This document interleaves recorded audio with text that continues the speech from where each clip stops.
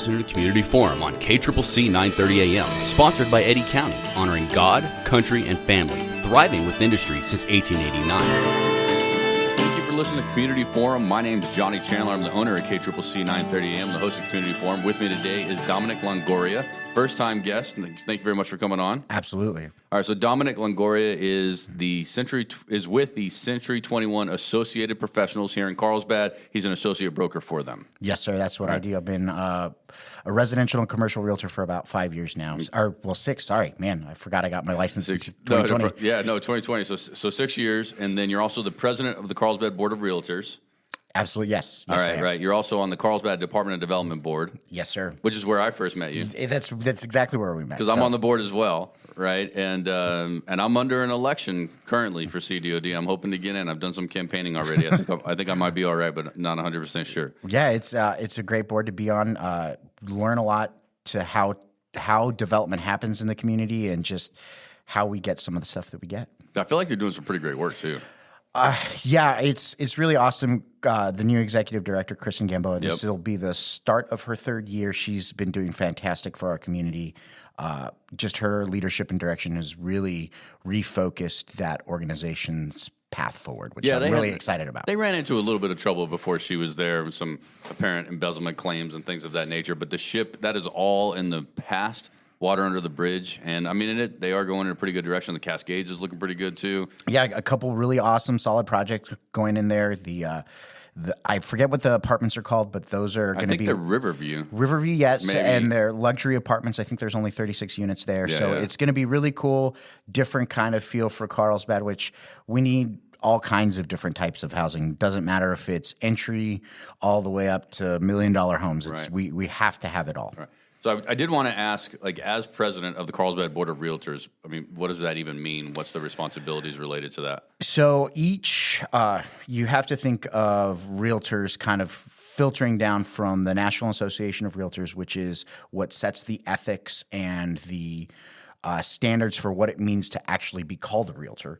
So that's piece one, and then it filters from the national organization to the state level organization, for which for New Mexico is the New Mexico Association of Realtors. Okay. Are you on the New Mexico Association of Realtors board? Yeah, everybody's kind of, it's like everybody kind of filters down. So I'm districts and regions and stuff like that? Yeah. So, and then every board is its own entity. So Carlsbad has its own board. We are autonomous from any other. So does that mean Artesia has their own board as well? Artesia what about has Loving. Loving is kind of incorporated into our board. Yeah, that's what I thought. Right. So we kind of take them in. What about Hope? Right, or Queen. Yeah, so that's in Artesia as well. Okay. But we're all part of the same MLS or multiple listing service. So that's specific to municipalities: Carlsbad, Loving, Hope, Artesia. Right. What about the Eddy County, the whole of Eddy County? So we're all kind of all the brokerages kind of in Artesia and Carlsbad know each other, work with each other. So it's really not a issue of any anti-competitiveness stuff like that. It's just. You'd be surprised with what you see kind of on TV versus, what actually happens in reality. It's not a reality TV show. Okay. It's not Selling Sunset. It's not, Selling New York City. It's none of those big shows. Those are fun shows, though. They're absolutely fun. I mean, they're great to watch. It's just, it's so antithetical to what actually realtors do for people. Right. So, So the realtors on the New York City ones, which is one of the more popular ones or whatever like that, with the guys that are looking all cool, multi-million-dollar deals or whatever, are they still doing the work on the back end? I would say that you kind of think of them more as a sales guy. So like they're the face of it, and they have what's called transaction coordinators under them that help them shepherd these big deals, because some of these deals are complicated, and especially when you get into something that expensive, if somebody's not buying it outright with cash, there's so many different types of financing that is not traditional to people who are just going and getting a mortgage. You can't get that kind of loan through a traditional bank. What's the dollar amount to where it gets more difficult, do you think? I think anything over about $1 million is where it gets weird. They're called jumbo loans, and so there's different. So it's actually like 2 mortgages into one. And I'm not a banker, so I don't know all the absolute particulars of all the financing pieces. But what I do know is that sometimes it gets very, very complicated. Well, you said something at the very beginning that it already triggered a question for me, and that would be you became a realtor 6 years ago. So in 2020, you became a commercial and residential realtor, right? So I did. You want to tell us what you did before? I had an oil and gas services company that I started with my aunt when I got out of UNM. Started that, did it. Having a business partner is difficult, especially one that you're related to. Oh, no. Well, trust me. My family knows about family businesses with the vineyard and the pumpkin patch and everything that was here in Eddy County. We know about the hardships that can bring. So it was a strain on our relationship, and so we decided to part ways. And then I started my own business with my dad, and we ran that for about 8 years. Stuff got difficult, and worked for a couple companies that went bankrupt, and kind of affected that. And so was that always down in this region? Yeah, it was always down here. So you went to school at UNM. Yeah, but you grew up here then. My father's from Hegerman, and so I spent summers down here all the time. My dad's been in oil and gas. He was a pumper for Amoco back in the day in the 70s, and so I've always been around this stuff. When I was 16, my dad had a friend of his who owns a drilling company hire me for the summer. And, totally illegal, totally not OSHA. Well, the company's not around anymore. I think you'll be all right. Yeah. So so I worked for them for that summer to understand why I was going to college. Well, kind of did the opposite. It kind of got the bug in me. And so went to school, got a political science degree, thought I wanted to go to law school, really wasn't doing that. And then Dad had enough and said, you need to come down here and do something. And so we started working on our rental properties, doing that kind of stuff. So I've always been interested in real estate, always kind of knew that was my path, but I hadn't found it yet. And did COVID have anything to do with you actually absolutely leaving? Right. Absolutely 100%. That would have been my third downturn, and I was done with the roller coaster. And what's interesting, I am a 100% supporter of oil and gas. That's not even a question. But for me, it was I didn't know how much that industry was stealing from my family. And owning a business and being at the beck and call of, the companies and the company men and all the stuff that happens in the field, sometimes it gets taxing on you emotionally and physically. And you just don't know how much until you're kind of removed from that. So that that little bit of break when stuff really wasn't going on, I really kind of took a stock of my own life and came to the realization that, man, maybe this isn't for me the way that I thought it was. Right. You live here in Carlsbad? Yeah. I've been here since full-time since 2011 is when I, moved ostensibly down here and met my wife at the gym. All right. And we've been together 12 years, married 9, and so have 2 little boys. It's pretty awesome. Nice. And I call this beautiful town my home now. And I've really embraced that. I really believe in this community. I really believe in the growth that can happen here. We're set up for a really good growth period for our community, and I think people just need to be patient. Right. No, I would agree. I mean, and there's some amenities in this town that we wish we had, and that I believe we should have as a result of the population that we have. And so I think the 2030 census is probably going to be one of the most critical censuses that this community can really be a part of. Yes, that is absolutely 100% correct. But right now in the interim, I think we're doing a lot of things. There's a lot of infrastructure projects that are happening. There's a lot of stuff that needed to happen before this development could happen. Right. Is that stuff actually happening? Yeah. So so I'm one of the listing agents for Carlson Ranch. Okay. It's the 1,200 acres of a master plan community. We have a development agreement with the city of Carlsbad. And so that development is pushing forward. We're doing some great things. Does that mean you get to sell every house that's built there? No, I'm selling the tracts of land that the houses will be on. Oh, okay. So and then you could still be the realtor for the houses too, but that's not a guarantee. Yeah, absolutely. So if that purchaser or that developer or that builder wants to use me because they are impressed with my service and whatever, that's totally an option. But sometimes it doesn't happen. Right now. Correct me if I'm wrong, and you can correct me if I'm wrong, but I thought I heard something that there was a little bit of a delay related to the Carlson Ranch. Is that wrong or no? So we have full sewer infrastructure down to our property, all the way down past the Coterra building. Okay, yeah. So that's in place along with city water. So that's going to help everybody understand where this is going to be. Yeah. Because you got the Coterra building on National Parks Highway. And then you're in between. Yeah, so we are. So Coterra actually was the first sale for Carlson Ranch. They bought that building, and the developers did that several years ago. So we have that in place now. So we're starting to see some more momentum, some more positive conversations that we're having with different end users. So that'll be really cool. I'm just really excited for our community. If it's not coming to Carlson Ranch, there's a lot of stuff that's coming to Carlsbad that were on their radar. Some of these national franchises, some of these big box stores that we're really looking at them. And our data is really interesting. So like we were talking a moment ago, or you were about like, we're not big enough population wise for some of these stuff, but the CDOD did a water study. We have some awesome traffic count data from several years ago, but composed with all of that in a different way that we can show these companies and tell the story of what Carlsbad is and what Eddy County is. I think we're really posed to like get some of these things. Yeah. So it's pretty awesome. So when you talk about traffic counts, you just got me thinking of another question. And if this isn't your expertise, please let me know. But the amount of traffic that goes to the Y, right? 285 National Parks Highway. The turn lanes like to go left on 285 is like the smallest turn lane I've ever seen ever. But what's interesting is from a traffic count perspective, that's the third busiest intersection in the state of New Mexico. Right, behind like the Big I and the Big I and Paseo and I-25. Yeah, seriously, that. Those are the types of intersections that we're talking about. That's where the 285, 62, 180 Y that part of town. That's the kind of traffic that it sees. Right, and so I worked in television news in the city of Albuquerque. Right, for I think it was KRQ or KOB. I can't remember at the time. I did both of them combined 20 years. Right. But the idea is Mayor Barry was the mayor of the city of Albuquerque at the time, right? NMDOT was not willing to invest in redoing the intersection of Paseo and I-25. I mean, you went to UNM when it was still the old intersection, the old interchange, and it was like really rough, right? Yeah. The city of Albuquerque, with the DOT approval, because DOT has to approve anything along the interstates and stuff like that, they paid for that interchange themselves. Right, and so as the community struggles a little bit in trying to get DOT to pay attention to that third busiest intersection in the state, which is news to me the first time I heard that.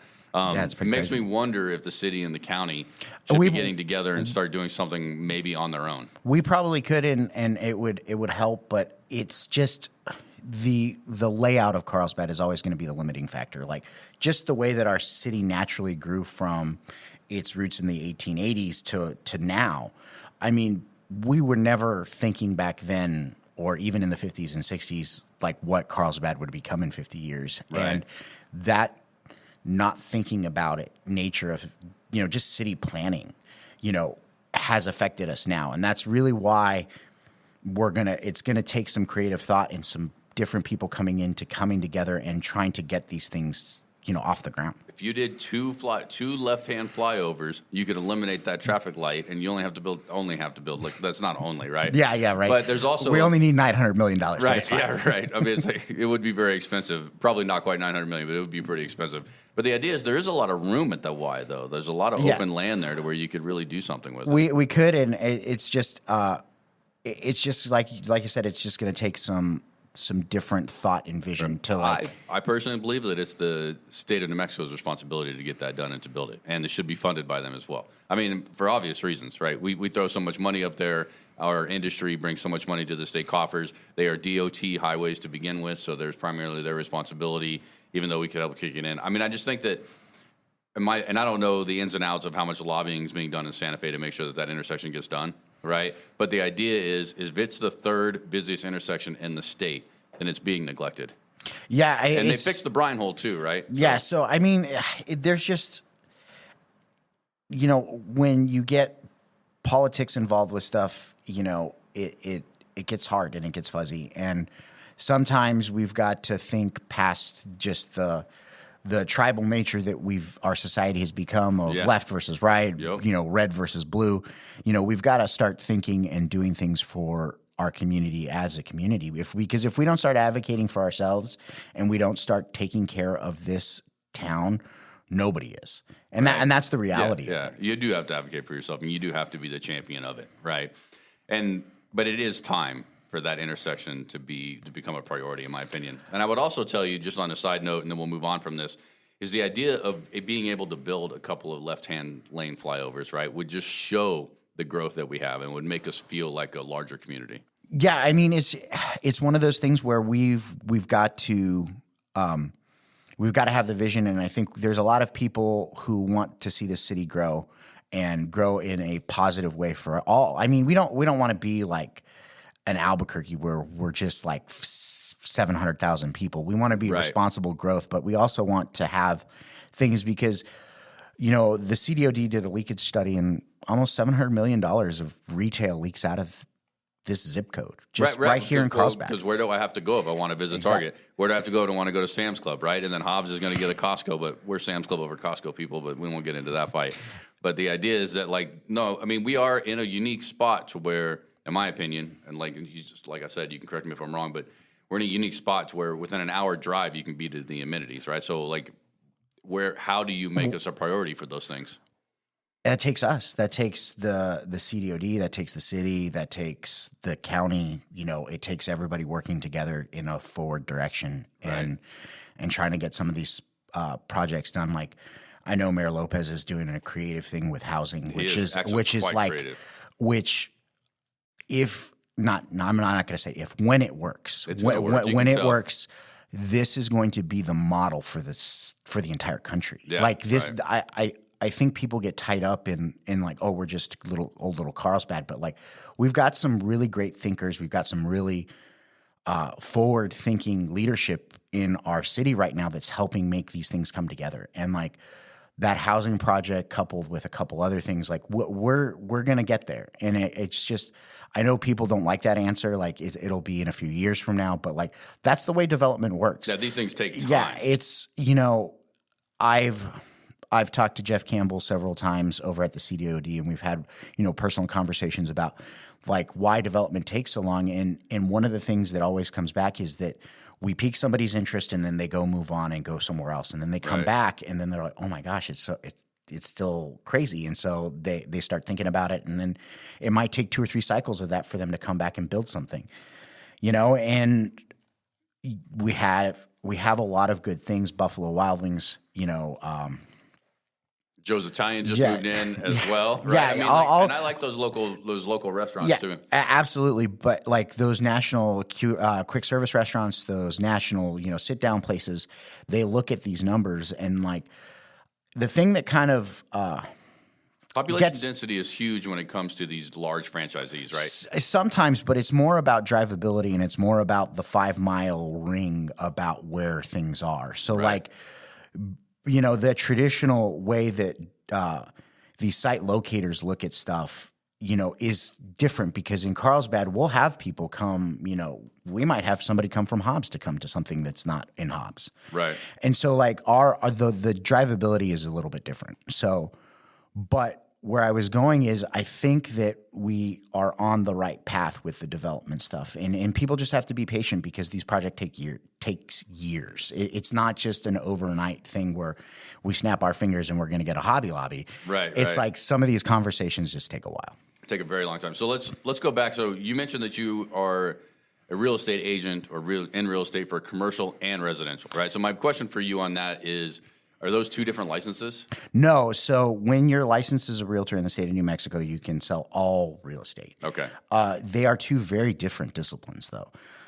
Residential takes a certain different kind of thought process, and commercial is a completely different animal. Just because you have very, very high-level savvy people that are doing things and doing things creatively.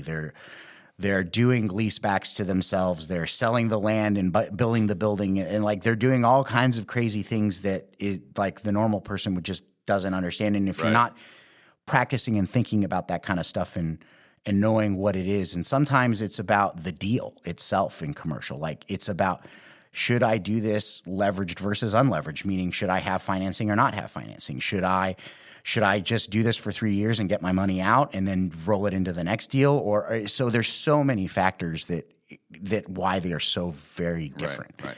And in one, you're helping families find their home, which is always incredibly rewarding and always so awesome to do. And then the other, you're helping businesses move, from their home into buying their first, yard or buying their first storefront or whatever. Right. So they're 2 very different but almost similar in that you're helping people grow. Are you able to tell us any of the commercial real estate deals you've been able to do in Carlsbad since you've been here? Yeah. So one of the deals that I did was a lease for May's Foodie Hub at the old Pecos River Cafe. Yeah. Right. So that was interesting. It was an awesome negotiation. It was really cool. So that was fun to do because leasing's different than a purchase. So like you have to negotiate all of this through what's called letters of intent. And so like it goes to the other broker and then they redline it and change the language. And then we look at it and we're like, oh no, but we don't like this. We want the owner to be responsible for this. And so it's just a dance between the two brokers and who they're representing come to an agreement on like a term and how much the rent is going to be and who's responsible for fixing the roof or not fixing. Right. And so I think I learned this. I mean, may have learned this recently. My wife's family has a building in Albuquerque and she's kind of going to handle the guy moved to the Philippines. The owner of the building moved to the Philippines, right? He's retiring in the Philippines, right? So we're now going to kind of take over that commercial building, right? Mm-hmm. And then when we're looking at the lease, like the leaseholder, the person that's in the building currently, is responsible for new air conditioning. Yeah, right? Air conditioning units. But if I were to rent a house, there's no way that would be my responsibility. Yeah, so it's different, and that's all negotiated up front. So everybody. Before day one of the lease, everybody knows who's responsible for what and who's paying for what. And that's not something that's very typical with a residential. When you're renting a home, like that's just the owner's responsible for all these major repairs. Yeah, no, but the reality of it is that you could have an owner that negotiates that or puts that into the lease and like, hey, if it breaks, it's on you. So yeah, right. I mean, people have to be very careful. I think. The big thing that I think people make mistakes in with real estate in general is they don't read the contract. Well, I mean, it's a contract, dude. Then that's why I would hire you, right? Yeah, well, I would. Right? Yeah, exactly. And so like our job is not to interpret the contract for you guys. It's to help you understand what's happening. But like people just don't read, and like that's can get frustrating because sometimes people will think that it's our fault that they didn't do something. But New Mexico's a buyer beware state, meaning that you, as the buyer, are responsible for inspecting the home to your heart's content. So if I wanted to lease a commercial building and I went to you and I'm like, you're going to be the one that negotiates my lease, you're going to get a percentage of all this good stuff related, percentage of the money related to it. I'd still have a responsibility to make sure I read that entire lease. Yeah, and make sure you understand it. Like, I mean, I think people come in and thinking that we're just, we're the conduit into which they understand everything, and we can help you understand. But like, I can say hey, Johnny, be careful. You're going to be responsible for the air conditioner. I can say that to you in a statement or in an email, and then 3 years from now, you're going to be like, I didn't do that. I didn't write that. You know what I mean? Right. And so like. I think people have to have a better and clear understanding. Well, I have an annual insurance renewal for the radio tower, right? Yeah. Which is down on East Fiesta. And the idea is that like, I don't think I've ever read that contract fully through since the beginning. All right. And I have a renewal and I glanced through it today, but I mean, everything seems okay, but I certainly, cause there's so many legalese paragraphs that are like pointless. But they're all like they could indemnify you or indemnify them. They could make you responsible if like an act of God happens that like is not fire, wind, or whatever. Like it's just there's so much stuff that happens, in a contract that people just think that I'm buying a house, or I'm doing this, and you just don't. And I think like people that bought a house, I mean, in some instances have learned that if you have a pipe burst in your house and it floods your house, that's covered, right? But if there's a flood that comes from outside from a natural disaster or something, then you have to have flood insurance for that, not the same insurance that's inside the house. And like I think most of us learned that because one of the local news stories did a story, one of the TV stations did a story on it. And what happened in Roswell? I mean, you had people who lived within the 100-year floodplain that doesn't require flood insurance, but get just absolutely devastated, and it's hard when families. Yeah, living with a 100-year floodplain is a real difficult. I mean, 100 years, right? Like we all only get 100 years. We get a century in our life, right? Yeah, hopefully, right? I would be lucky to live to 100, right? Same. But like, so the idea is like you're like, it's like 100 years. But when was the last 100-year flood? And then 100 years doesn't mean it's guaranteed to happen every 100 years. It means it could happen in 25. It could happen in 10. Yeah, exactly. And I think people get locked on to just like. this is mine now. You know what I mean? And like, I don't have to worry about it. I bought the house. I'm making the investment. I'm making the payment. You know, all this stuff. And it just, I think sometimes the economy at large makes people make hard decisions. Like, I know I should have flood insurance, and you know what? But this year I can't afford it. And so, and it's a hard thing when you couple all of the larger. So I live in the South Country Club neighborhood. Right, which is I'm a couple of blocks away from the river. I'm not facing the river. Yeah. Right, I mean, Carlsbad used to flood horribly if you look at the history. Oh yeah, no, it's been crazy. I think what was it, 64, 60 something, like somewhere in the early 60s. It's what took out the like south bank of all those houses on Riverside. Like they used to be really nice river, like slow, gentle slopes, and now it's like kind of massive drop offs over on the south side. So that's a response to that to try to prevent that from happening. But I'm going to ask for some advice from a real estate agent now. Okay, all right. As a South Country Club neighborhood, should we get, again, the Country Club neighborhood, the circle over there, right? On the other side of Orchard, all right? Should you get flood insurance there?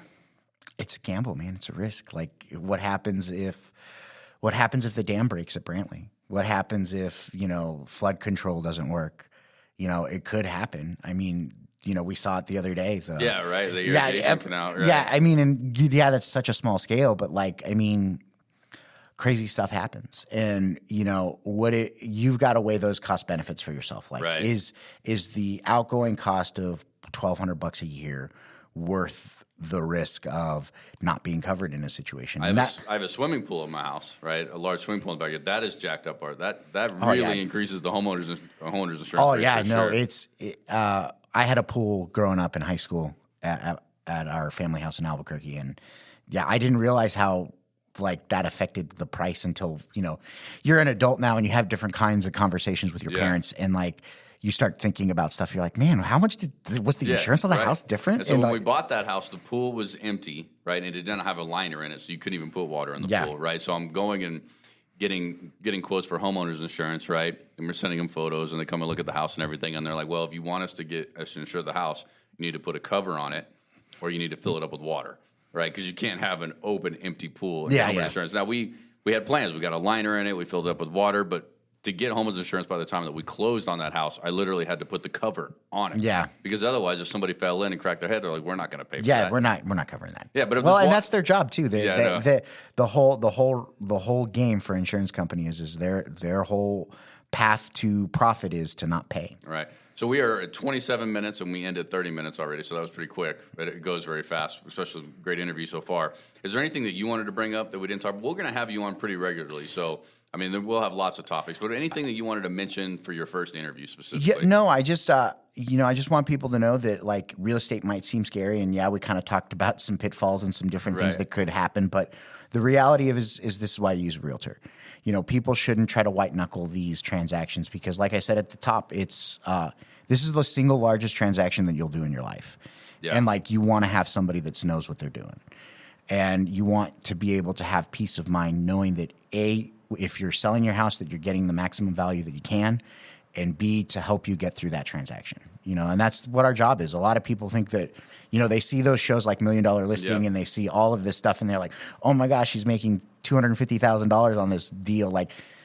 That's not how it all works. But the reality is our job is to make sure that we get to the closing table and you either get the keys to your new house or you get the money for selling your house so you can move on to the next one. So, you could hustle. You could really hustle for like $125,000 house. And the commission would be pretty low on that, but you're still putting the same amount of effort in that house as you were if a $500,000 house. Yeah, right. To me, it doesn't matter what the price point is. I always put as much effort into this because I had a great realtor who helped me buy my house here in Carlsbad, who's actually now my boss. And so for me, I had a good example going forward as to what real estate is. And just on a side note, so I was doing some family research, and so my great-grandfather, all we knew about him is that he was the mayor of Socorro, in the 30s, and he worked at Taxation and Revenue. He was the head of that for a while, in the 40s, and so that's what everybody thought of him as a political guy. And so